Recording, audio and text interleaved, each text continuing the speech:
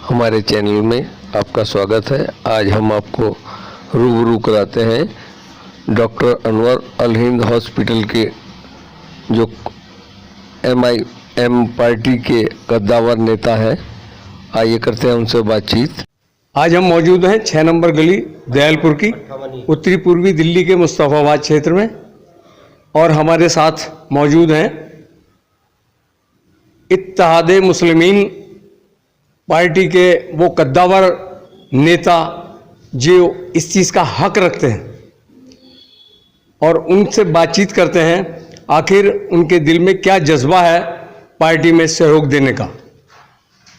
जी doctor साहब, आपके जो है जिस तरह से आप मतलब पार्टी में आपने योगदान दिया है, क्या करने का जज्बा है आपका, क्या लगता है आपको इसमें? जी, मेरा नाम डॉक्टर M.A. अनवर है जी, और मैं पेशे से एक डॉक्टर हूँ, MBBS हूँ जी, और मैं मुस्तफाबाद में प्रैक्टिस कर रहा हूँ। और ये जो प्रैक्टिस जो डॉक्टर की जो पेशा है जी, ये प्यार का है, सेवा का है जी, और लोगों का खिदमत का है। जी, और इसी कड़ी का एक हिस्सा रहा था 2020 में भी, जी, जब कौम पे, देश पे, इलाके पे हालात विकट थे। जी, जी, तो हमें जिस चीज़ के लिए ट्रेंड किया गया था मेडिकल फील्ड में कि जब हालात विपरीत परिस्थितियां हों जी, तो उस वक्त अपने उत्तम योगदान देना है, और मैंने कोशिश की थी उस वक्त।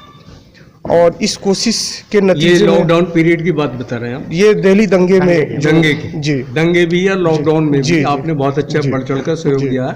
सभी तो- क्षेत्रवासी इस जी, चीज़ की तारीफ कर रहे हैं। जी, जी, और उस समय जो मेडिकल मेरा प्रोफेशन था उससे अलग हटके भी जब सरकारें, प्रशासन असहयोग की स्थिति में थी, उस वक्त जो है इस देश के न्यायपालिका से भी आधी रात को गुहार लगाया था जस्टिस मुरलीधर के अदालत में। और उन्होंने उस वक्त जो है इस इलाके के लिए 2 कंपनी फोर्स और अल हिंद हॉस्पिटल के लिए जो है एम्बुलेंस को आने का जो है ऑर्डर पास किया था, जिससे बहुत सारी जिंदगियों को बचाया गया था। इसके बाद जो इलाके में जो लोग न भी जानते थे वो जानना शुरू किए और मुझसे बहुत सारी उम्मीदें लगा बैठे, और बहुत सिर्फ मेडिकल फील्ड से नहीं, ज़िंदगी के बहुत सारे फील्ड से हर मौजू पे मेरे से मदद मांगने आते थे। बहुत सारी जगह मैं चाहते हुए भी उनकी मदद नहीं कर पा रहा था।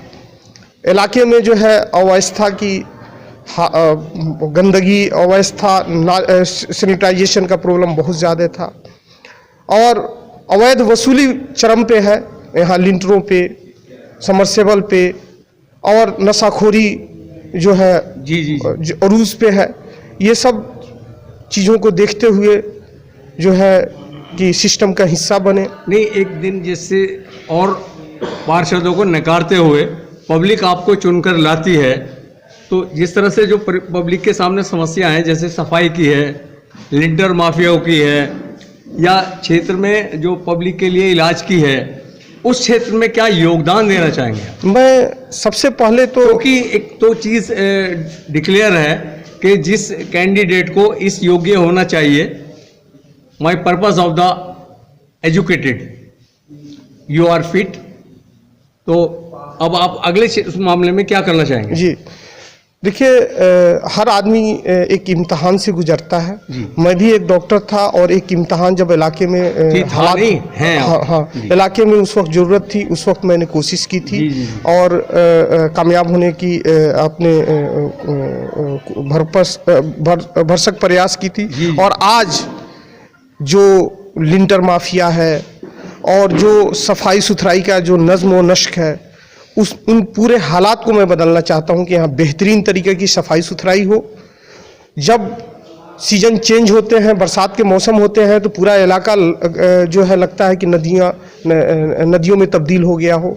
ब्लॉकेज नालियों को होता है, तो वक्त से पहले उन सब ब्लॉकेज को दूर करना कि प्रॉपर तरीके से जो है पानी का निकास हो। जी, मैं समझता हूँ 58E जी आपकी नज़र में क्या है? जी, ये मैं 58E वार्ड ही नहीं है, मेरा ये ख़ानदान है। और यहाँ के हर फर्द को मैं अपना ख़ानदान का एक फ़र्द तस्लीम करता हूँ और ये इसी सोच के तहत आया हूँ कि मैं इस इलाके को एक नमूने के तौर पे पेश करूं कि यह भी दिल्ली का इलाका है और कहीं भी कोई मजलूम हो, नाइंसाफ़ी हो, तो एक उम्मीद का किरण यहाँ से जगाना चाहता हूँ। जी हाँ। आप ये कैसे साबित करेंगे कि आप एक कद्दावर नेता हैं और इसमें जो है बढ़ चढ़कर सहयोग करेंगे? किस तरह सहयोग जी, सबसे पहले मैं को साबित करेंगे? मैं सबसे पहले ये बताऊं, मैं नेता नहीं, कौम का खादिम हूँ, कौम का बेटा हूँ। और एक बेटा वो कभी अपना पूरा का पूरा ताकत लगा देता है कि अपने ख़ानदान, अपने परिवार, अपने इलाके को उरूज बख्शे, और वहीं मैं प्रयासरत हूँ, उसी सफ़र पे गामज़न हूँ। और इंशाअल्लाह ताला ये सारे काम करके जो इलाके में काम है इन सब पे खरा उतर कर इंशाअल्लाह साबित करूँगा कि मैं काबिल हूँ। एक आखिरी सवाल, एक तरफ जहाँ एमसीडी में जो परेशान हैं उनको वेतन नहीं मिलता कर्मचारियों को, उसमें आप जब चुने जाएंगे तो किस तरह का सहयोग लाएंगे, क्या तब्दीली करेंगे आप? एक्चुअली क्या है, ये जो इशू भ्रष्टाचार से जुड़ा हुआ है जी, भ्रष्टाचार अपने उरूज पे है जी। इनका जो है, जो भी फंड आते हैं उनका जो है सही से निपटारा हो और भ्रष्टाचार का नज़र ना हो, कर्मचारियों को उनको वक्त पे उनकी सैलरी दी जाए। तो भ्रष्टाचार जो लोग इसमें पाए जाते हैं, जो भ्रष्टाचार है उसको ख़त्म करके और अपने इलाके, अपने एमसीडी को एक बेहतरीन तरीके से बनाना है। क्या एक जिम्मेदार आदमी की जिस तरह से कोई क्षेत्र में बीमारी फैलती है या कोई आपदा आती है, जैसे डेंगू बुखार एज इट इज, तो उसमें के कौन जिम्मेदार होता अगर इस तरह की पब्लिक में फैलती है? एक्चुअली क्या है, ये जो डेंगी, जो मच्छर हैं या और भी जो बीमारियां हैं जो वबा की शक्ल लेती हैं, तो उसमें सबसे बड़ा रोल जो है सफाई सुथराई का है। और जो उस वक्त का मौजूदा काउंसलर होता है वो जिम्मेदार होता है, सरकारें जिम्मेदार होती हैं।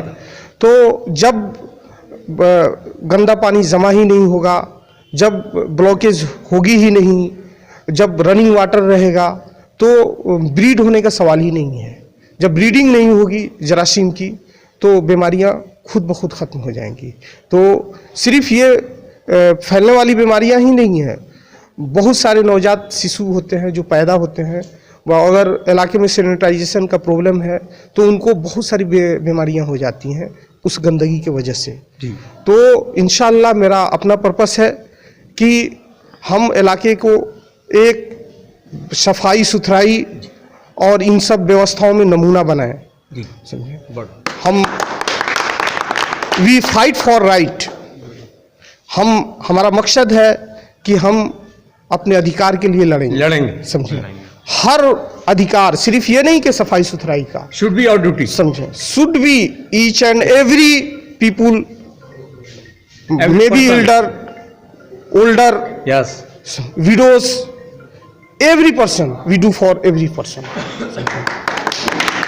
तो हमारा एक ये है कि समाज का सबसे पिछड़ा हुआ, अंतिम पंक्ति में खड़ा हुआ, जिसका कोई सहारा न हो, वो ये न सोचे कि हमारे पास कोई ये उम्मीद का किरण नहीं है। इंशाअल्लाह की किरण होगा। उस वक्त भी अल हिंद और डॉक्टर अनवर थे, आज भी हैं और आगे भी रहेंगे इंशाअल्लाह। आप देख रहे हैं पार्टी जो है ऑल इंडिया इत्तेहादुल मुस्लिमीन, ये वंचितों को, शोषितों की और अक़लियतों की बात करती है।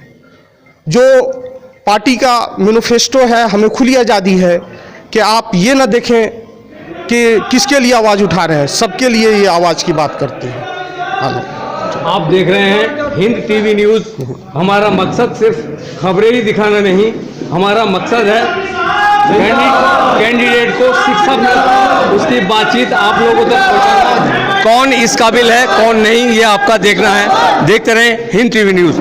हमारे चैनल में आपका स्वागत है, कृपया लाइक व सब्सक्राइब